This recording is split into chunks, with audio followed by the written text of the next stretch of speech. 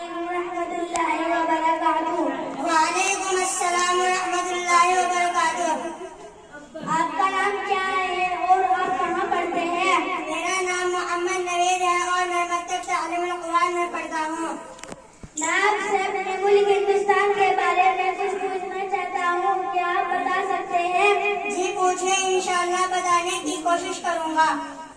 ہمارے ملک ہندوستان میں مسلمان بادشاہوں نے کتنے سال تک حکومت کی ہے؟ مسلمان بادشاہوں نے تقریباً 100 سال تک ہمارے ملک ہندوستان کی حکومت کی۔ یہاں انگریزوں نے کب آنا شروع کیا تھا؟ یہاں 1601 عیسوی میں انگریزوں نے آنا شروع کر دیا تھا۔ پھر انگریزوں سے لڑائی کی شروعات کب سے ہوئی؟ انگریزوں سے لڑائی 1757 عیسوی میں شروع ہو چکی تھی۔ 1757 عیسوی کے بعد 1757 عیسوی سے انگریزوں سے لڑائی کس نے شروع کی تھی؟ مسلمانوں نے 1757 عیسوی سے 1857 عیسوی تک، یعنی 100 سال تک تنہا مسلمان بھی انگریزوں سے لڑتے رہے۔ 1857 کے بعد کیا ہوا؟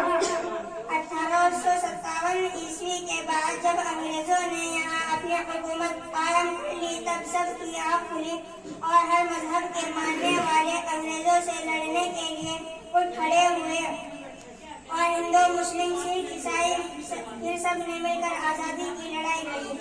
ہندوستان کی جنگ آزادی میں سب سے زیادہ قربانی کس نے دی؟ ہندوستان کی جنگ آزادی میں سب سے زیادہ قربانی مسلمانوں نے دی۔ انگریزوں کے خلاف جہاد کا فتح سب سے پہلے کس نے دیا تھا؟ حضرت مولانا شاہ ولی اللہ محدث دہلوی رحمۃ اللہ علیہ کے صاحبزادے حضرت مولانا عبدالعزیز محدث دہلوی رحمۃ اللہ علیہ نے سب سے پہلے انگریزوں کے خلاف جہاد کا فتویٰ دے دیا تھا۔